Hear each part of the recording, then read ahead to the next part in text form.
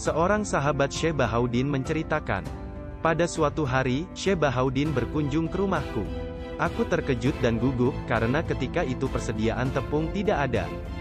Beliau datang membawa sedikit tepung gandum, dan berkata kepadaku, "Nah, bikin rotilah tepung ini, dan jangan ceritakan kepada seseorang tentang sedikit atau banyaknya." Beliau berada di rumahku selama 10 bulan. Selama berada di rumahku, banyaklah murid-murid dan sahabat-sahabatnya datang silih berganti, menziarahinya. Kami tetap membikin roti untuk mereka dari tepung tadi. Ternyata cukup. Semuanya itu bisa terjadi karena kekeramatan beliau. Beberapa waktu kemudian, kuberitahukan hal itu kepada istriku, kulanggar pesannya. Sejak waktu itu hilang berkatnya dan dalam waktu yang tidak begitu lama, tepung itu pun habis. Peristiwa itu menambah keyakinanku kepadanya. Dan aku mengakui kebesaran keramat dan ketinggian martabat kewaliannya. Syekh Muhammad Zahid berkata, pada suatu hari aku sedang suluk. Aku duduk bersama Syekh Bahaudin. Waktu itu musim gugur. Aku ingin sekali hendak memakan semangka, lalu ku minta kepadanya. Dekat kami duduk itu, terdapat sebuah sungai yang mengalir. Dia pun berkata, pergilah ke air itu. Aku pun pergi ke situ, maka kudapati sebuah semangka terletak di situ. Peristiwa itu pun semakin menambah keyakinanku kepada beliau. Seorang sahabat Syekh Bahaudin meriwayatkan, di antara sahabat-sahabatnya yang menonjol dengan kerap kali menasihatiku, adalah Syekh Syadi.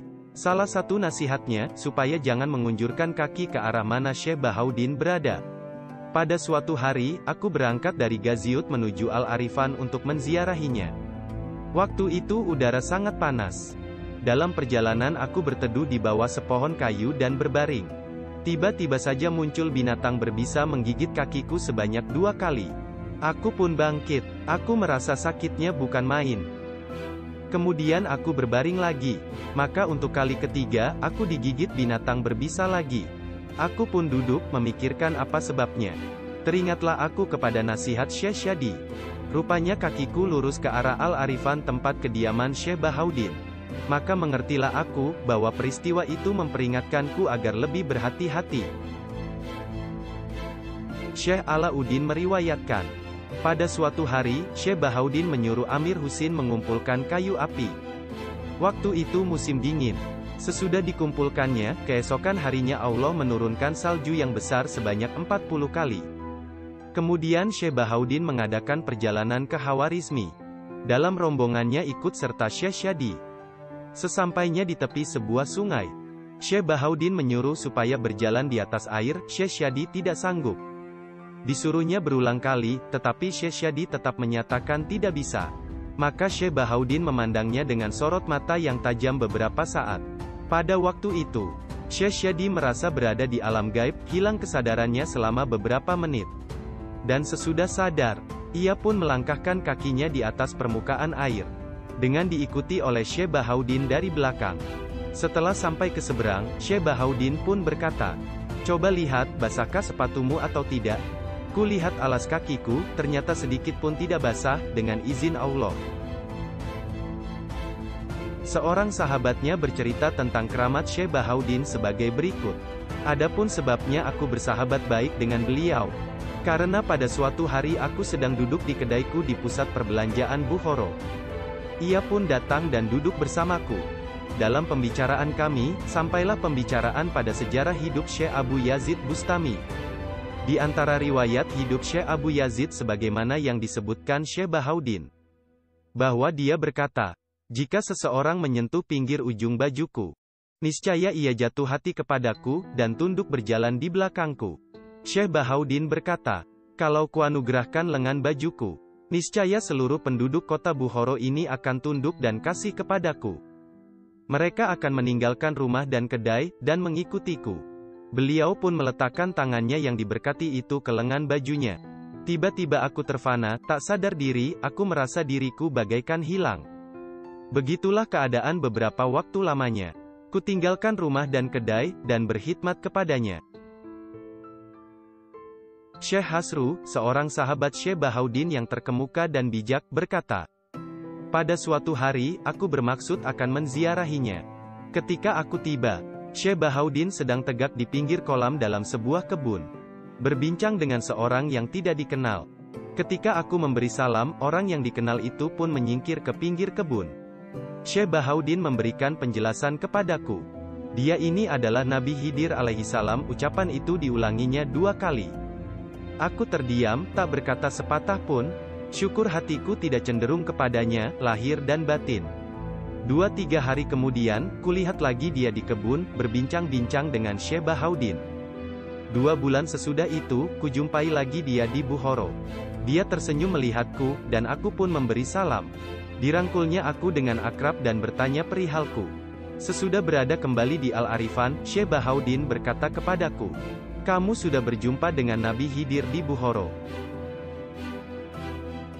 Beberapa orang alim ulama dan sejumlah murid-murid Syekh Bahaudin pada suatu hari mengunjungi Irak.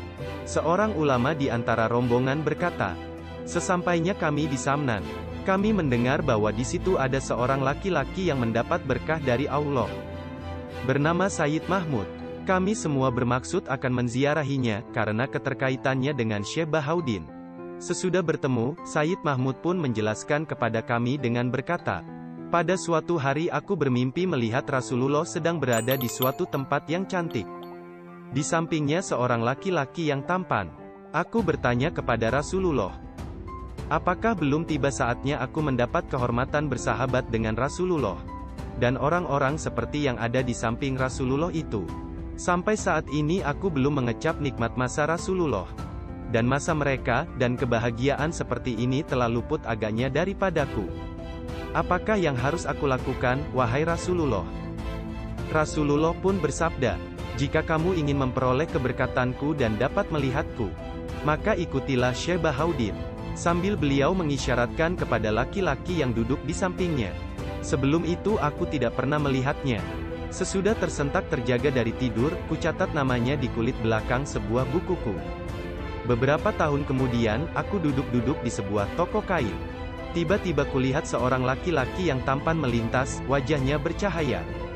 Dia menuju ke tempatku, dan duduk pula di situ.